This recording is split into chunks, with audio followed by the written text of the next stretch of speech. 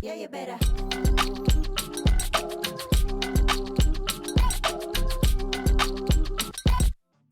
Comment vous voyez l'écurie dans 10 ans?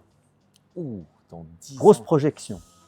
J'espère qu'on aura créé une écurie où les gens, on les a inspirés à investir dans les chevaux, qu'on a ramené une nouvelle clientèle, plus jeune.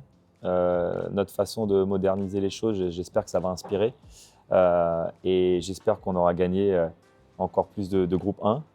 Et dans l'élevage, j'espère qu'on aura sorti des champions, des championnes. Il y aura encore plus de photos dans la loge, plus Voilà, de trophées. plus de photos, plus de trophées, que toute la première ligne soit remplie. On sera obligé d'avoir une deuxième étagère. Ce serait un bon problème à avoir. et voilà, j'espère que, en tout cas, nous, on aura vécu des moments incroyables, une aventure humaine incroyable avec mes associés, avec ma famille. Et je disais en rigolant cet été, parce que je voyais que Josh, mon fils, il était à fond, il aidait partout. Et donc, je disais en rigolant, bientôt, tu vas être le manager. Ils montent à cheval, vos enfants, d'ailleurs? Oui, ils montent, bien sûr, ils montent. Et si on peut laisser quelque chose dont ma famille et les enfants ils sont fiers et que ça leur donne envie de continuer, je pense qu'on aura réussi, le projet qu'on a commencé avec Clément il y a 5 ans. Bon, voilà, l'histoire est en train de s'écrire. Exactement. Question aussi sur l'entraînement. Vous savez ce que c'est l'entraînement des sportifs de haut niveau. Maintenant, vous savez bien ce que c'est aussi que l'entraînement des chevaux de course. Est-ce que vous voyez des points communs? Discipline. Discipline, surtout qu'en plus dans les chevaux, ça commence tôt. Hein. C'est tôt le matin si tu veux voir l'entraînement. L'exigence. Je dirais discipline et l'exigence. L'exigence qu'il faut avoir pour être prêt le jour J au haut niveau, c'est les similitudes que je mettrais avec nous, où nous aussi tout compte, se coucher tôt, bien se nourrir, bien s'entraîner, tout est important et dans le monde des chevaux c'est très similaire. Vous avez eu l'occasion d'échanger avec certains de vos coachs, Christopher Head ou d'autres justement sur ces sujets-là? Bien sûr, des fois j'en discute et chacun a un peu leur propre avis, leur propre méthode. Et donc c'est un peu pareil qu'au basket. Hein. Chaque coach va avoir sa méthode et sa vision de comment il voit les choses. Et donc je trouve ça intéressant de partager. On a la chance de collaborer avec les meilleurs coachs du monde des chevaux. Et donc je trouve ça toujours très très intéressant de discuter avec eux. Alors attention, question difficile. Là. Si vous deviez résumer votre philosophie donc, dans les courses en 3 mots, ce serait quoi? Alors nous, on s'est concentré sur une niche. Nous, on a vraiment envie d'investir dans des chevaux précoces. Et donc, pour rester dans l'ADN, vitesse et après, bien sûr, être compétitif et gagner.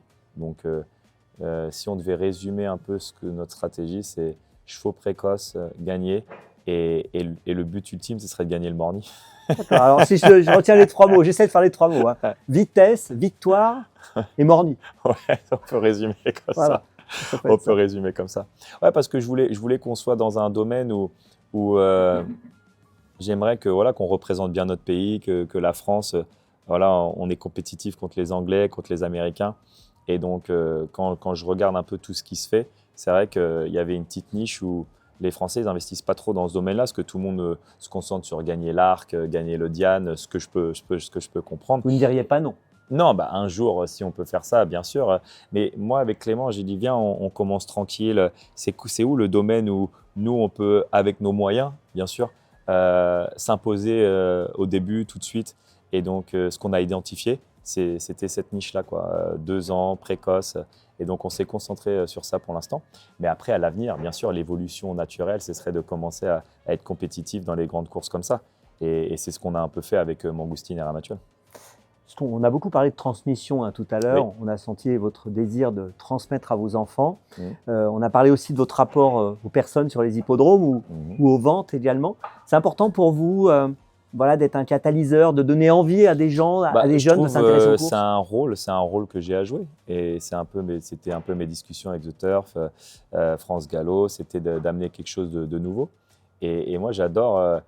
Pour vous donner un exemple, par exemple, quand on part de Deauville et qu'on rentre à Montsharat, on s'arrête toujours dans des villages où on va boire un coup avec les vrais de vrais, là, les vrais passionnés. Ils doivent être contents de vous voir en tout cas. Ils sont trop étonnés. Chaque fois, ils me regardent comme ça. Mais qu'est-ce qu'il fout là dans ce village?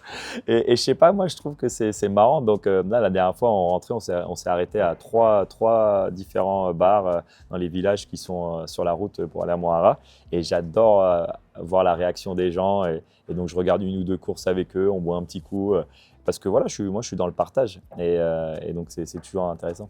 C'est ça qui est assez chouette dans les courses, c'est ce mélange aussi de générations, de catégories sociales, à tous les niveaux. Et ça, c'est ce que j'essaie d'expliquer aux gens qui ne connaissent pas.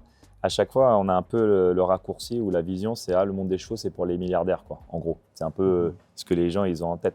Alors que moi, je dis, mais non, tu peux prendre 5% d'un cheval, commencer doucement, regarder, tu viens avec tes enfants. À chaque fois, il y a plein d'animations dans les hippodromes, c'est très, très bien fait pour les enfants. Et je leur explique que tu peux passer un très, très bon moment et tu n'es pas obligé d'être milliardaire ou millionnaire pour vivre ta passion à fond dans les chevaux. Ouais, c'est vrai ce que vous dites, ça. Ce qui est important, c'est de voir aujourd'hui qu'il y a beaucoup d'écuries, il y a des associés, vous le faites, d'autres le font et d'autres vont le faire. Ouais, parce que bien sûr, il y a les grosses maisons ils gardent tout pour eux, ils ne partagent pas. Et c'est très bien aussi, parce qu'on a besoin de tout le monde. Il y a des écuries qui ont une longue histoire. Voilà, exactement. Et nous, on a pris le parti de dire, non, nous, on va ouvrir. Et si quelqu'un veut prendre 5%, 10%, viens dans l'aventure avec nous. Ça doit être génial d'ailleurs de se retrouver associé avec vous quand même.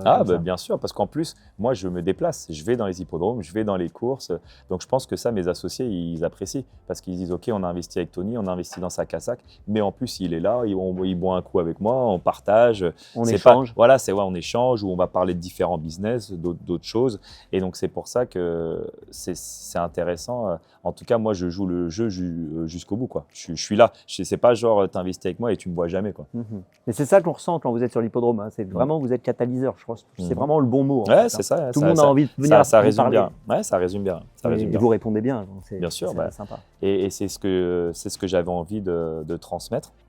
Et c'est ce que j'avais envie de redonner à ma façon, ma petite pierre à l'édifice, au monde des chevaux. Alors justement, j'ai une question sur le monde des courses que vous connaissez bien maintenant. S'il y avait un truc à changer, ce serait quoi à votre avis? Que des fois, c'est un peu trop compliqué. Je trouve que quand j'essaie d'expliquer aux gens, il y a beaucoup de courses.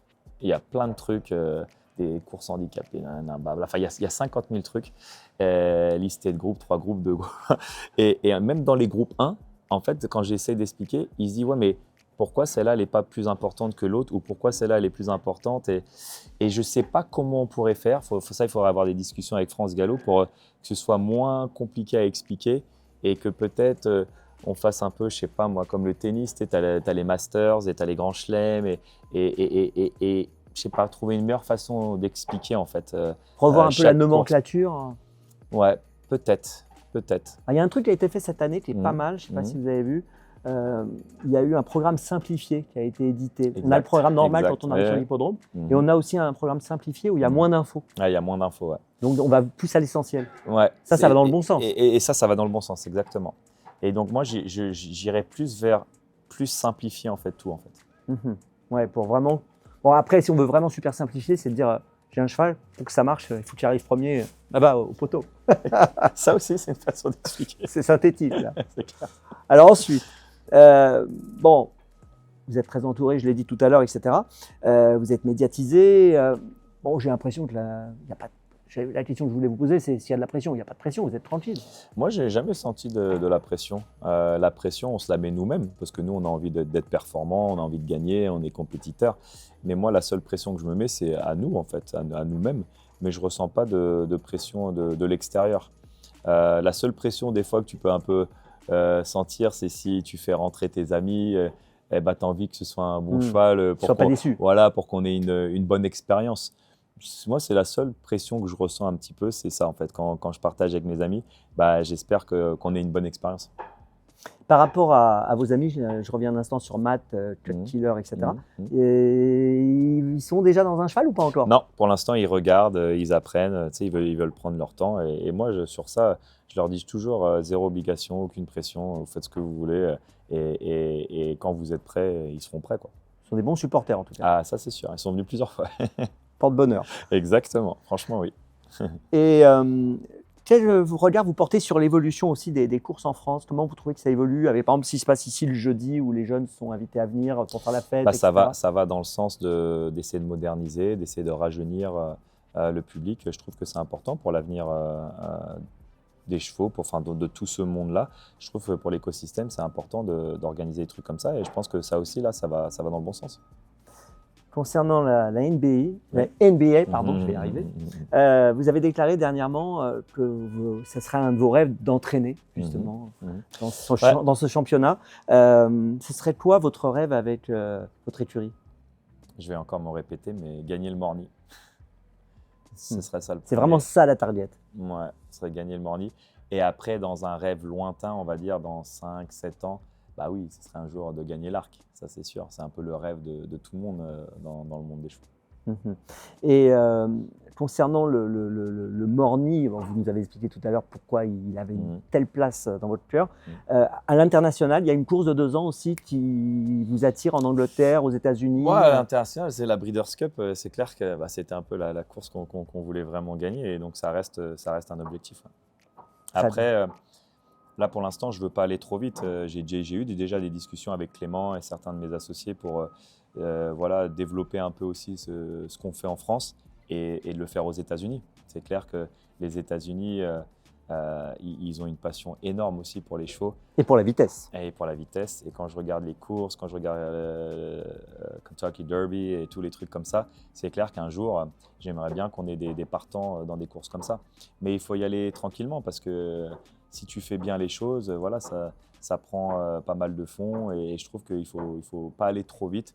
Je trouvais que c'était important qu'on s'installe d'abord bien en France, et après, dans un avenir plutôt proche, j'aimerais bien aussi faire quelque chose aux États-Unis. Très bien. Écoutez, on vous souhaite de réussir tous vos rêves, Tony. Merci, et je pense que vous êtes bien parti pour.